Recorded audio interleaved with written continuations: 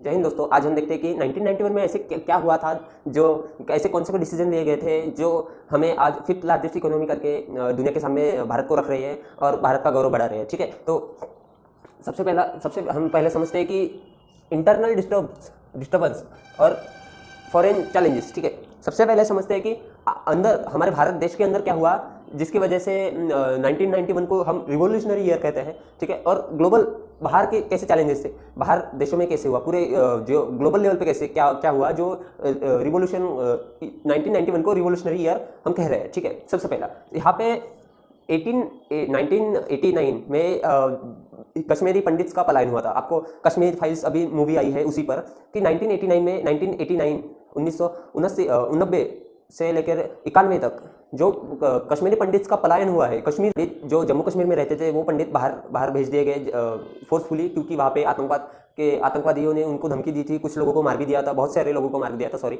सो इस वजह से हुआ बीजेपी का भारत चलो मिशन।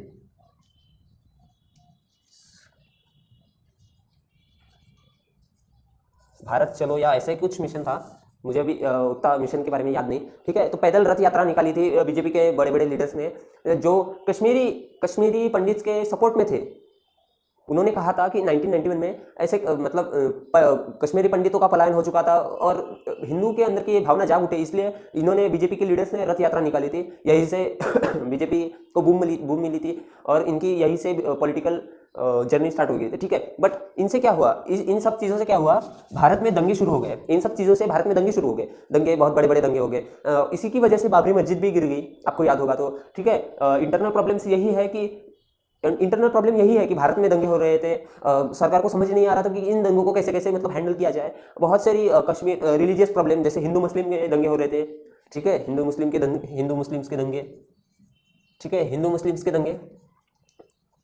ठीक है, हिंदू मुस्लिम्स के दंगे होने लगे और भारत के अंदर ऐसे दंगे होते रहे तो एक ग्लोबल लेवल पे पहचान भारत की ऐसे बनेगी कि हमेशा ये झगड़ते रहते हैं। इनके देश में टूरिज्म के लिए जाना अच्छा नहीं होगा, फिर यहाँ पे ट्रेड अच्छा नहीं होगा, यहाँ से हम कुछ मंगवाए या रहने दें, ऐसे कुछ इश्यूज होते हैं। ठीक है, तो हिंदू मुस्लिम्स के दंगे होते हैं, मतलब इंटरनल मैटर पे इंटरनल पॉलिटिक्स बहुत खेली जा रही थी। उससे फॉरेन चैलेंजेस में सबसे पहली बात है, फॉरेन चैलेंजेस में इंटरनेट। सबसे पहली बात है, फॉरेन चैलेंजेस में इंटरनेट एक्सप्लोर हुआ था। इसका मतलब बताएंगे सर आपको, हमें तो हाँ हम बताएंगे। इंटरनेट एक्सप्लोर हुआ था, मतलब इंटरनेट 1991 से ही शुरू हुआ था और आज हम इतना बढ़ चुके हैं कि आज हम 5G लॉन्च कर रहे हैं हमारे देश में, भारत में, और अमेरिका में तो 6G वगैरह भी चल रहा है। ठीक है, तो इंटरनेट इतने आगे बढ़ गया 30 सालों में। ठीक है, तो 1991 में इंटरनेट एक्सप्लोजन हुआ। इंटरनेट बढ़ने की वजह से वहाँ पे बहुत जॉब के चांसेस बहुत बढ़ने लगे। जैसे अमेजॉन, फ्लिपकार्ट, ऐसी कंपनीज बहुत वेबसाइट्स बनने लगी, ईमेल आईडी, गूगल, माइक्रोसॉफ्ट जैसे बड़ी बड़ी कंपनियां इंटरनेट की वजह से अभी मार्केट में नहीं आ रही थी। ठीक है, तो इंटरनेट की वजह से बहुत जॉब्स मिल गई। बट 1990 तक इंडिया एक क्लोज इकोनॉमी था। एक क्लोज इकोनॉमी क्या होता है, एलपीजी रिफॉर्म्स क्या है, आइए आज जानते हैं। ठीक है, तो हम जानते हैं कि क्लोज इकोनॉमी से ओपन इकोनॉमी क्या है। ठीक है, सबसे पहले क्लोज इकोनॉमी, जैसे कि आज के समय नॉर्थ कोरिया है, जो किसी से व्यापार नहीं करता। ठीक है, व्यापार तो ठीक है, बट किसी से एक जैसे पड़ोसी है, एक एग्जांपल लेके हम क्लोज इकोनॉमी को समझते हैं। ठीक है, तो एक पड़ोसी है जो लेना देना तो करता है बट उतना कांटेक्ट में नहीं रहता सबके। ठीक है, चुप सा रहता है, अकेले रहता है, वो क्लोज इकोनॉमी, जो किसी से ज़्यादा बातें नहीं करेगा। ठीक है, और ओपन इकोनॉमी यानी बाहर की जो कंपनीज है, बाहर के जो लोग हैं, घर के बाहर के लोग हैं, उनसे बातें करना, उनके साथ घुल मिल के रहना। ठीक है, तो ओपन इकोनॉमी और क्लोज इकोनॉमी में यही फर्क है कि क्लोज इकोनॉमी बाहर की जो कंपनी है, बाहर की कंपनी को देश में नहीं आने देती। हमारे देश की कंपनी हमारे देश के लिए ठीक है भैया, बाहर के देश की कंपनी हमारे यहाँ लॉन्च नहीं हो सकती। इसी को कहते हैं क्लोज मार्केट। ठीक है, और ओपन मार्केट इसे कहते हैं कि बाहर की कंपनियां भी रह सकती है, हमारी कंपनियां भी रह सकती है। ठीक है, तो ओपन मार्केट इसे कहते हैं, क्लोज मार्केट इसे कहते हैं। ठीक है, तो 1990 तक हमारा भारत क्लोज इकोनॉमी था। 1990 तक हमारा भारत क्लोज इकोनॉमी था और 1991 में हमने कर दी ओपन इकोनॉमी। ओपन इकोनॉमी से फायदा ये हुआ कि तब के समय की सबसे बड़ी मोटर कंपनी हीरो और जापान की ग्लोबल लेवल की सबसे बाइसिकल की बड़ी कंपनी होंडा, इन्होंने मर्ज कर लिया और बन गए हीरो होंडा।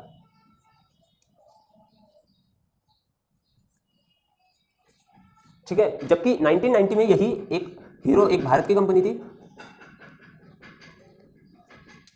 और होंडा एक ग्लोबल कंपनी थी।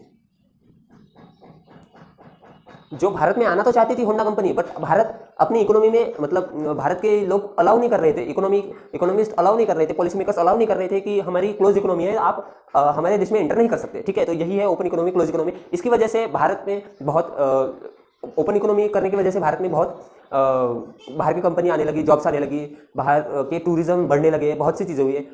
इंटरनल प्रॉब्लम्स पे हमने तो बात कर ली, इंटरनेट एक्सप्लोजन पे भी बात कर ली। अब सेकंड पॉइंट है 1991 में यूएसएसआर, सोवियत यूनियन, आज के समय जो रशिया, बेलारूस और वो 15 देश है, जो यूएसएसआर एक संगठन था जो 1991 में 15 देशों में टूट गया, रशिया, बेलारूस वगैरह वगैरह, ठीक है, लातविया, लिथुआनिया, मालडोविया, ठीक है, वो कुछ 15 देश थे, ठीक है। तो 1991 में 15 देशों में यूएसएसआर टूट गया था। इसकी वजह से क्या हुआ, ठीक है, यूएसएसआर हमें सपोर्ट करता था, इंडिया को यूएसएसआर सपोर्ट करता था। आपको पता ही होगा 1971 की जंग में यूएसएसआर ने हमारे लिए अपना जंगी बेड़ा भेज दिया था, जबकि हमारे अगेंस्ट में तब के समय यूएस था, अमेरिका और ब्रिटेन था। तो समझ सकते हैं कि आप 1971 में वॉर में हमें सपोर्ट किया था, इंडिया को सपोर्ट किया था यूएसएसआर ने, और 1991 में वो टूट चुका था, यूएसएसआर 15 देशों में टूट चुका था। इसकी वजह से अब दुनिया में एकलौता सुपर पावर रह चुका था, सुपर पावर कंट्री है, वो है यूएसए, अमेरिका, ठीक है, अमेरिका है। तो ये तो भारत पे दबाव डालेगी, हमारे पास पावर है, और इसका जो सपोर्ट यूएसएसआर जिसे सपोर्ट करता था, यूएसएसआर तो रहा नहीं, अब यूएसएसआर तो 15 देशों में टूट चुका है, जबकि यूएसए अभी अकेला ही सुपर पावर बना बैठा है, ठीक है। तो सुपर पावर यूएसए इंडिया को दबाना चाहता था, आपके पास न्यूक्लियर बम है, हम इसे मानते ही नहीं है, ठीक है। और यूएसए घुसना चाहता था अफगानिस्तान में, यूएसए अफगानिस्तान में आना चाहता था, बट अफगानिस्तान, यहाँ पे तो तालिबान है, अफगानिस्तान में तो तब के समय तालिबान था। तो तालिबान को हटाने के लिए पाकिस्तान को यूएसए ने वेपन्स दिए और पैसे दिए कि तुम अफगानिस्तान में हमारे एक सरकार के खिलाफ एक अपना नया संगठन खड़ा करो, तालिबान करके। ये पाकिस्तान उस तालिबान को सपोर्ट कर रहा था, ठीक है। तो फॉरेन चैलेंजेस में हमने देख लिया था कि इंटरनेट की वजह से सारी दुनिया अब एक नए दौर में प्रवेश करने वाली थी, ठीक है। और दूसरी बात थी 1991 में फॉरेन पॉलिसीज़ की सबसे बहुत ज़्यादा बड़ी बात हो गई थी कि यूएसएसआर यानी कि सोवियत यूनियन अभी नहीं रहा था। सोवियत यूनियन 1991 से पहले सोवियत यूनियन रहा करता था। जो अब 1991 में क्या हुआ कि वो यूएसएसआर, सोवियत यूनियन 15 देशों में टूट गया, ठीक है, जिसमें सबसे बड़ा पार्ट था रशिया, ठीक है। तो सबसे पहली बात आपको ये पता होना चाहिए कि यूएसए मतलब अमेरिका और सोवियत यूनियन में कोल्ड वॉर चल रहा था, शीत युद्ध चल रहा था, जिसकी वजह से दुनिया को बहुत ज़्यादा सहना पड़ा। वियतनाम वॉर, ठीक है, वियतनाम में युद्ध हुआ, उसके बाद अफगानिस्तान में जो युद्ध हुआ वो, ठीक है। और भी बहुत न्यूक्लियर पावर, इनके बीच में जंग चल रही थी कि स्पेस में, अंतरिक्ष में कौन जल्दी खोज करेगा, ठीक है। उसके बाद न्यूक्लियर बम किसके पास ज़्यादा रहेंगे वगैरह वगैरह, ठीक है। तो इनके बीच में बहुत खटास थी, मतलब ये युद्ध प्रत्यक्ष रूप से युद्ध नहीं कर रहे थे, बट युद्ध की परिस्थिति में थे, ये दोनों ही थे, अमेरिका और सोवियत यूनियन तो टूट गया, ठीक है। बट इंडिया और सोवियत यूनियन 1991 से पहले भी दोस्ती थे और आज भी दोस्ती ही है, ठीक है। दोस्त क्यों है कि 1971 में जो इंडिया बांग्लादेश वॉर हुआ था, इंडिया पाकिस्तान वॉर हुआ था 1971 में, जिसके परिणाम स्वरूप बांग्लादेश एक नया कंट्री बनके उभरा है, उसमें यूएसए हमारे खिलाफ था और यूएसए ने नौवा बेड़ा करके अपना जो नेवी भेज दी थी हमारे खिलाफ कि हम पाकिस्तान के सपोर्ट में है कि तुम पाकिस्तान के ऊपर ऐसे पाकिस्तान से एक अलग देश नहीं निकाल सकते। जबकि इंडिया चाहता था कि बांग्लादेश बने, क्योंकि वहाँ से बहुत सारे लोग इंडिया में आ रहे थे और तब के समय हमारी पॉपुलेशन और रोजगार की संख्या उतनी ज़्यादा नहीं थी, तो इंडिया को सफ़र करना पड़ रहा था। इसलिए 1971 में यूएस हमारे खिलाफ था, क्योंकि यूएस पाकिस्तान के साथ था, क्योंकि उसको अफगानिस्तान में घुसना था, ठीक है। तो अफगानिस्तान, हम यहाँ पे थोड़ा मैप, यहाँ पे पाकिस्तान है, यहाँ पे अफगानिस्तान है और यहाँ पे भारत है, ठीक है। ये अफगानिस्तान, ये पाकिस्तान और ये भारत है, ठीक है। तो अफगानिस्तान में जाना था यूएसए को, और यहाँ पे तब के समय रशिया था, अफगानिस्तान में रशिया तालिबान की उस करंट गवर्नमेंट के खिलाफ लड़ रहा था और यहाँ पे लगभग सत्ता उनके हाथ में थी। तो इसीलिए पाकिस्तान के थ्रू यूएसए जाना चाहता था अफगानिस्तान में, और रशिया को भगाना चाहता था, और अफगानिस्तान में अपनी खुद के फेवर में जो अपना कहते हैं कि पपेट बैठाना चाहता था इस यहाँ पे, मतलब एक मिट्टू जैसा आदमी जो हम जो कहे वो करे, ठीक है, ऐसा आदमी बैठाना चाहता था यूएस। तो पाकिस्तान की मदद से ही वो अफगानिस्तान में जा सकता था, बट यहाँ पे था रशिया चल रहा था इनका वॉर। इसकी वजह से रशिया कहो या फिर कहो सोवियत यूनियन आज के समय का रशिया, तब के समय का सोवियत यूनियन हमें सपोर्ट कर रहा था। मतलब सोवियत यूनियन हमारे सपोर्ट में क्यों आया कि भारत को हम सपोर्ट करेंगे, ठीक है, क्योंकि इसकी वजह से भारत पाकिस्तान को काउंटर करेगा, ठीक है, भारत पाकिस्तान को काउंटर करेगा, ठीक है। तो यूएसए क्यों हमारे खिलाफ था, क्योंकि पाकिस्तान की मदद चाहिए थी उनको अफगानिस्तान में घुसने के लिए और अफगानिस्तान में जाने के लिए। इसीलिए रशिया भी हमारे साथ था कि भारत के सपोर्ट में आ जाते हैं हम, कि ये पूरा तालमेल समझ में आ ही गया होगा आपको, ठीक है। तो थर्ड है यूएस। इसकी वजह से 1991 में ये तो सोवियत यूनियन तो टूट गया, तो हमारा सबसे बड़ा सपोर्ट था सोवियत यूनियन, हमारा दोस्त था सोवियत यूनियन। इसकी वजह से सोवियत यूनियन टूट गया तो हम तो अकेले रह गए, बट 1991 तक हम बन गए थे न्यूक्लियर पावर्ड।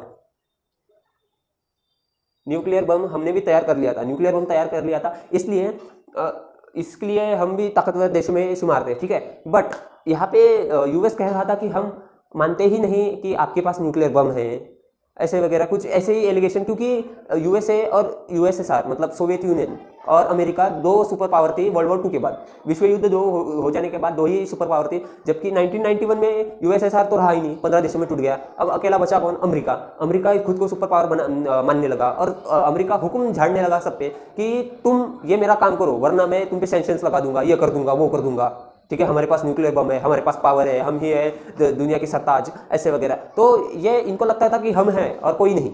तो हमने भूत उतार दिया 1998 में कि हमारे पास परमाणु बम है, और हमने खुलेआम 9 अगस्त को भी ट्रायल किया और 11 अगस्त को भी ट्रायल किया, खुलेआम बता के ट्रायल किया 11 अगस्त को कि हमारे पास भी न्यूक्लियर बम है, लो भैया लो।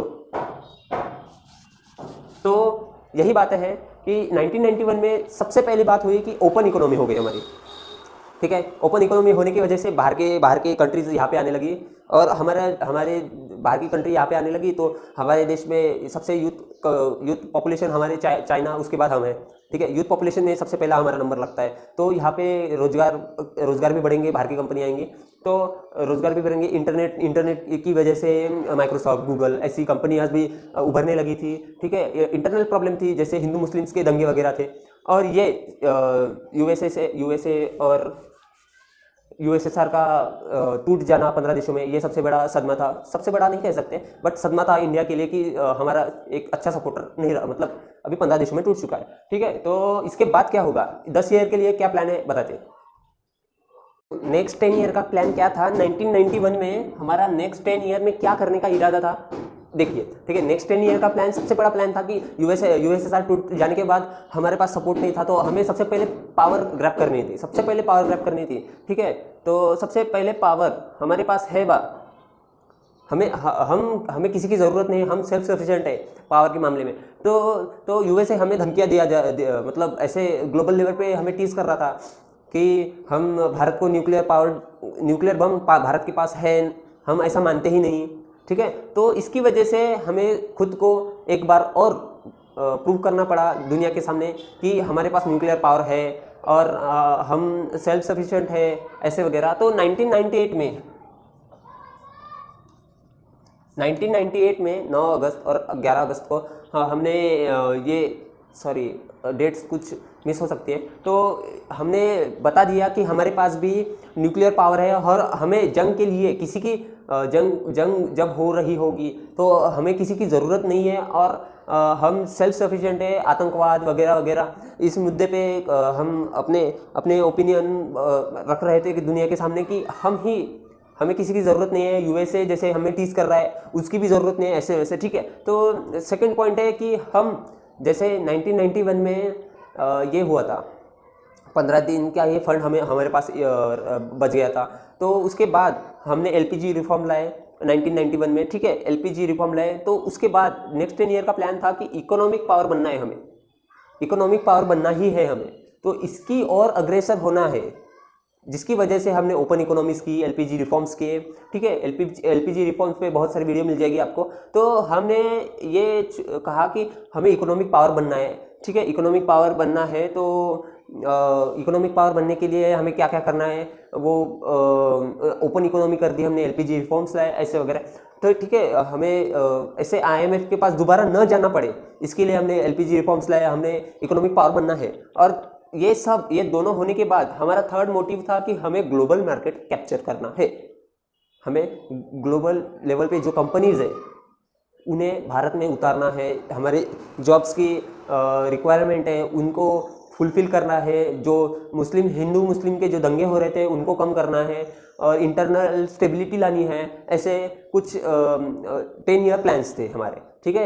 1991 में क्या हुआ, अब तक मैंने वीडियो में क्या बताया, आइए शॉर्ट में जान लेते हैं, ठीक है। सबसे पहले मैंने बताया कि इंटरनल प्रॉब्लम्स में क्या है कि हिंदू मुस्लिम के झगड़े, कश्मीरी पंडित का पला है, ठीक है। वो भी मैटर 1991 तक आ चुका था, और उनको भी सेटल करना था। जो वहाँ से कुछ 1 या 2 लाख लोग कश्मीरी पंडित निकले थे, उनको भी किसी अच्छी जगह सेटल गवर्नमेंट को करवाना था, ठीक है। उसके बाद फॉरेन चैलेंजेस, जैसे इंटरनेट एक्सप्लोर हो चुका था, हमें ग्लोबल कंपनीज जैसे माइक्रोसॉफ्ट, गूगल को उनकी जैसी कंपनीज को अपलाई बुलाना था, ठीक है। हमारे देश में आओ, हमें भी थोड़ा सहयोग करो, ठीक है। हमने ओपन मार्केट कर दिया, जैसे होंडा जैसी कंपनी, बाहर की टू व्हीलर्स बनाने वाली कंपनी इंडिया में आए और रोजगार दें। जैसे हीरो जैसे इंडिया की कंपनी थी, होंडा बन के, वो एग्जाम्पल, ठीक है। वो एग्जाम्पल के थ्रू आप याद रख सकते हो।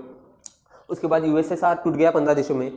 यूएसएसआर टूट गया तो यूएसए प्रेशर डाल रहा था हमें, यूएसए प्रेशर हम पे प्रेशर डाल रहा था, यूएसए प्रेशर डाल रहा था, इसीलिए हमें सेल्फ डिपेंडेंट बनना था सिक्योरिटी के मामले में, ठीक है। हमें खुद की सिक्योरिटी हम खुद कर सकते हैं, ऐसा प्रूव भी करना था, ठीक है। तो ये सब चैलेंजेस थे 1991 में। से भाग जाना आसान होता है, मुश्किलों से भाग जाना आसान होता है, हर पहलू ज़िंदगी का एक इम्तिहान होता है। मुश्किलों से भाग जाना आसान होता है, हर पहलू ज़िंदगी का एक इम्तिहान होता है। डरने वालों को नहीं मिलता कुछ, लड़ने वालों के कदमों में जहान होता है। इसी के साथ हम अपना वीडियो 1991 रिवॉल्यूशनरी ईयर 1991 ख़त्म करते हैं, और मचाते रहिए, फोड़ते रहिए। जय हिंद।